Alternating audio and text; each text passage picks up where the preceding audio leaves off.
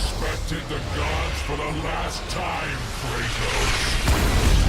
God of War is an action hack and slash game that was first released in 2005 on the PlayStation 2. The setting revolved around Greek mythology and you played as Kratos, son of Zeus and God of War. The series was successful and spawned several sequels as a result. The gates of Hades have never held me.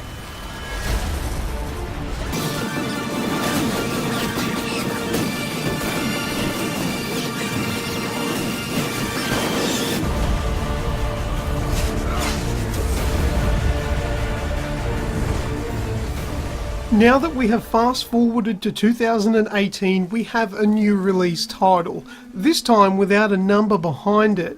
Even though this latest title is known only as God of War, it is definitely a direct sequel to the long-running series. Hi everyone, I am Lucas from Aussie Gamers Express, and today I am taking a look at the 2018 released God of War.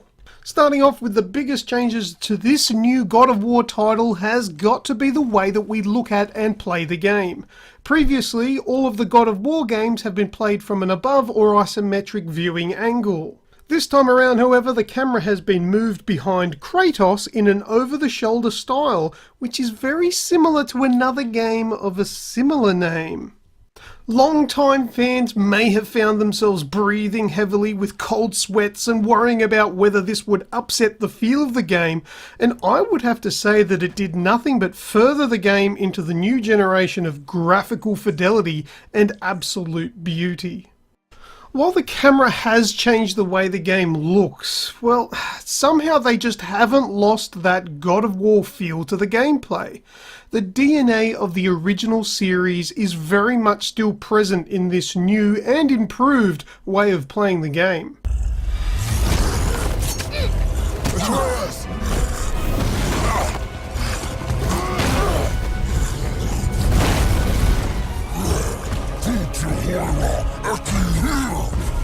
We're gonna fight that? We have no choice. The combat in God of War still feels like a good medium-paced hack and slash game like the originals, but now it makes the player feel like they're in control of every single hit that they place upon an enemy. The previous games really were just button mashes for the most part. Best thing I've got to say about this one, the quick time events are gone.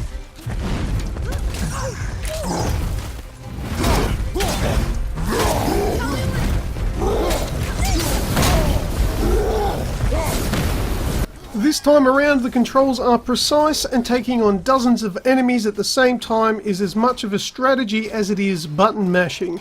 You can button mash if you like, but get used to seeing the continue screen after you keep dying.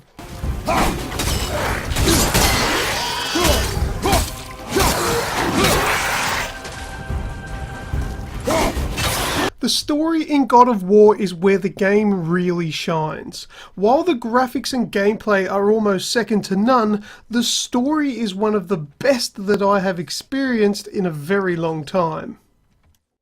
You lost control. That thing was trying to kill us. It's not like you don't get angry in a fight. Anger can be a weapon. If you control it, use it. You clearly cannot. Kratos has aged, and the opening scenes introduce us to his son Atreus. The early stage of the game show off the struggling relationship between the young boy and his emotion-poor father. You want me to hit you? I want you to try. Ow! As the game progresses, so does the relationship between father and son. There are moments of happiness, anger, sadness, and fear. I haven't seen a relationship developed this well within a video game since, well, I don't think I've ever seen it done this good before. Without spoiling anything, the storyline here runs along a path where Kratos' past is catching up with him as he knew it eventually would. An unknown stranger comes knocking on his door and insists on a fight. Kratos and his son must leave their home to find out who this stranger is to ensure no one else comes knocking. Long way from home, aren't you? What do you want? Oh, you already know the answer to that. Whatever it is you seek, I do not have it. Right, now for some really cool stuff. Kratos begins the game with what is called the Leviathan Axe. This bit of kit provides so much diversity and fun to the gameplay, not to mention how satisfying it is to see it flying back into Kratos' hands in a Thor's hammer style.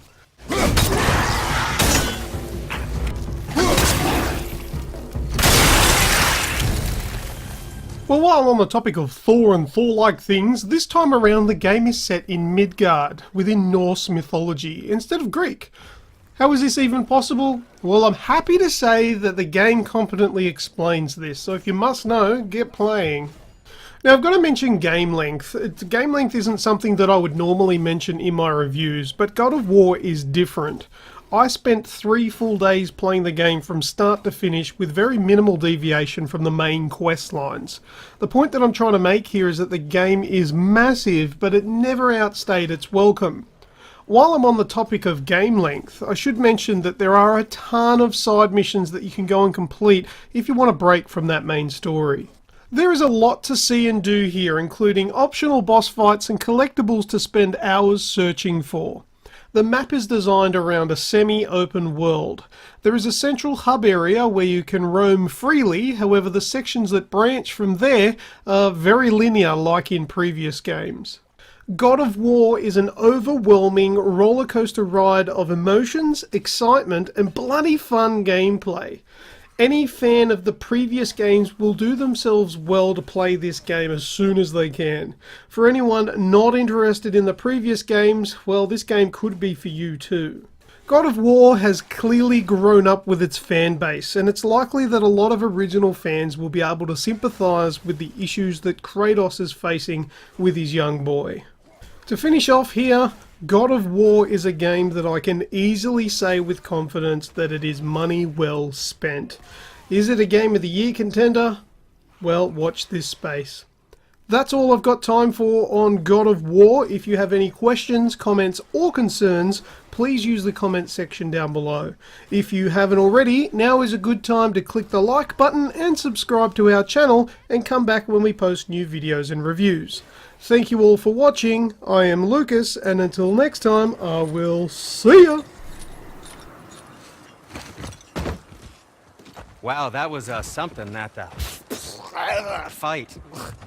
Here, catch. Well, that was a waste of a perfectly good hour. How were you not seen?